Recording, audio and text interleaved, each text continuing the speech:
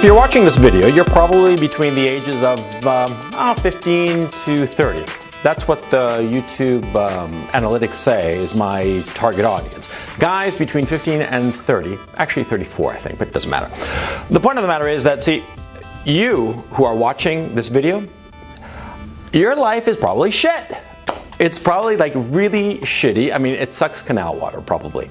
And my life is great.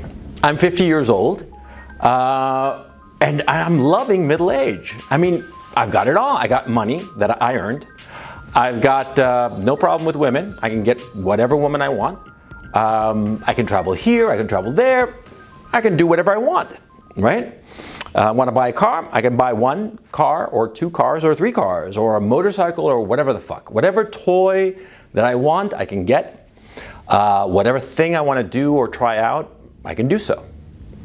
And your life, on the contrary, pretty much sucks, right? Now, the fact of the matter is, see, I'm laughing at this because my life used to suck as badly as yours. My life, in many ways, probably sucked worse than yours, okay? Because every young man's life sucks, and there's a reason for it, a very good reason. Now, you see, you're 15, okay? You finish puberty, right? And you're finishing high school probably, and then you go to college, and then you start your life. And your life sucks because you don't have anything that society really wants. Now think about it. You don't have any skill. You're developing your skills, right? You don't have any experience because you're too young. You haven't lived long enough. You haven't done anything, right? And you don't have any money, right? Or at least money that you have earned. Now, of course, there are outliers. I don't know. Justin Bieber was a millionaire by 16, but he doesn't count because he's not the majority. The majority of people, the majority of young men, between the ages of 15, 25, 30, their life sucks because they have no skills, they have no experience that anybody would find valuable, and they have no money. So they're big fat losers, right? Now, you look at some guys in that age range, and everybody, you know, likes them, is nice to them, and all the rest of it. But you see, those guys that everybody views like that and that sort of like favors, it's not that they themselves have anything going for them. It's that they have the promise that in the years to come, they'll do something cool, something interesting, that they'll be worthwhile. You see? Think about it. See, for instance, where I live, near where I live, there's this hangout for rich kids, right? Now, the rich kids hang out there, and I pass them by sometimes. And, you know, there's this kid, the arrogant kid, with a brand new Land Rover, right? What, you think the kid bought it with the money that he earned? No, he didn't. His daddy gave it to him, right? So he's arrogant and conceited, right? Not because he has something that he earned, but because he was given something. And people flock to him because there's the promise that in the future he's going to inherit money and be somebody by virtue of inheriting this cash. Ditto with kids who are very smart. You've noticed, you know, really smart guys, right? And you say to yourself, maybe yeah, you're one of those smart guys, and you say, well, I'm so smart, I have something. Well, yeah, brains matter in the long run. But in the short run, when you're young, when you're between 15 and 30, your brains mean absolutely nothing because you don't have any skills. You don't have any experience. You don't have any position. You don't have any money. Okay? Being really smart, what it is a promise of the future. You don't have any value now. You see? Now, women, on the other hand, it's completely the opposite. Women's value, their maximum value, is between the ages of 15 and 30. Why? Obvious, because it's their peak fertility. It's a period of their lives when they are most fertile. Healthy young woman between the ages of 15 and 30, she's the most attractive person in our society. You know, you look at Colgate commercials, you know, car ads. Who do they have? Do they have like a 16-year-old boy all pimply and gawky and just pathetic looking? No. They have some 20, 21-year-old hottie, peak fertility, smiling. She's the most valuable because she can have children. Because at the end of the day, you always have to remember that value comes from society, whether we like it or not. Sometimes it's grossly unfair. Sometimes society values things that are trivial. But the fact of the matter is that no man is an island unto his own, all right? And a man's value is dictated by his society, whether you like it or not, whether you think it's fair or not. And you can say to me that, oh, I'm a lone wolf, I'm not part of a society. Bullshit. Bullshit. You are a part of a society, whether you like it or not. And your value comes from your social worth, whether you like it or not. Money is merely an expression of that social worth. Okay? Never forget that. Now, the point I'm trying to make here is, see, you are least valuable between the ages of 15 and 30 to your society because you're disposable. See? Whereas a woman between the ages of 15 and 30, her peak fertility, she's at her most valuable to society. And I can prove that in an instant. When a soldier, a young man, dies in a war, it's a tragedy. Oh, he was full of promise. That word again, promise. He was full of promise. Oh, and he died so young. Oh, it's so sad. But when a young woman, a 22, 25-year-old lieutenant or whatever, dies in battle, it's a national tragedy because she could have a kid. You see? See, that's the difference. That's why it's so unfair, but that's life. Life is unfair by definition. If you don't like it, just check out, because it's not going to get any more fair. Okay? But the thing is, though, the situation turns around. I mean, when I was like 15, oh man, I was just a fucking nightmare of a loser. When I was 15, I was pathetic. When I was 20, pathetic. 25, pathetic. 30, slightly less pathetic. 35, I had my shit more or less together. I was making good bank. I knew how to handle girls, sort of. 40, much better. Much better. 45, I had the shit in hand. And 50, well, this is just the frosting of the cake, right?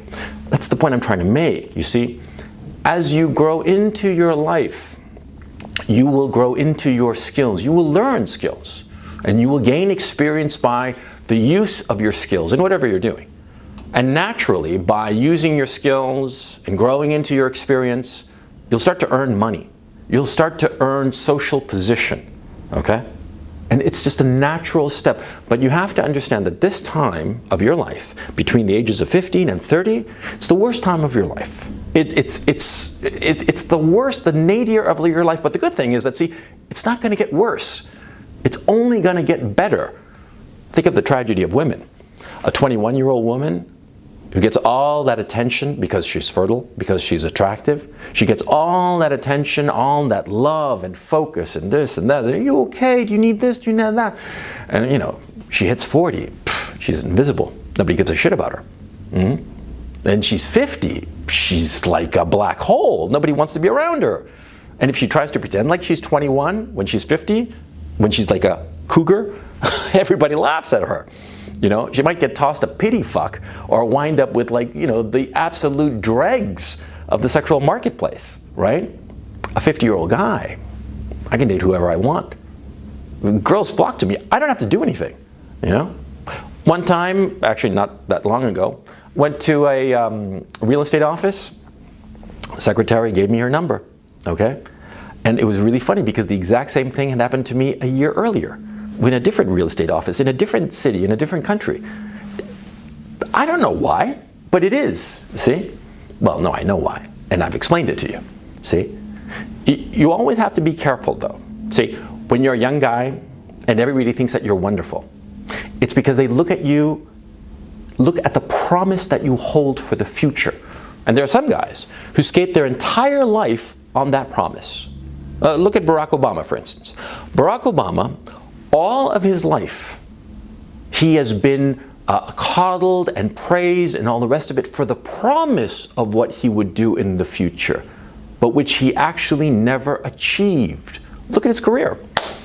He was, the first black editor of the Harvard Law Review, right? Did he do anything? No. And actually, there are a lot of stories of former Harvard Law School classmates. They talk about the Obamometer or something like that.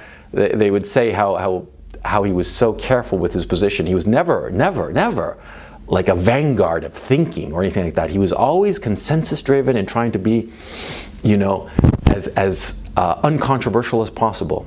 He never expressed any of the promise. I mean, he never delivered, rather, on any of the promise that people thought that he would. And then later, as a state senator, a community activist, a U.S. senator, and then as president, he got the Nobel Prize basically for showing up. He hadn't done anything. And did he deliver on his promise of peace? Bullshit. He caused more wars, see? Obama is the ultimate example of the man of promise who never achieves anything. The young men of your peers that everybody loves, that everybody thinks is so wonderful that they're going to achieve great things, odds are pretty good that they're not going to accomplish anything. They might wind up in some high office, like Obama did, but they're not actually going to achieve anything.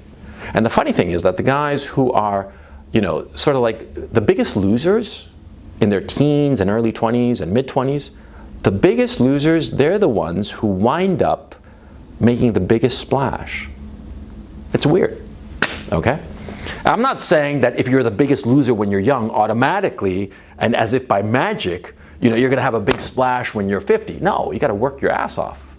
You want anything in life, you have to work your ass off. You have to, just elbow your way and just push people aside. It's unfortunate, but that's life. It's a competition. See?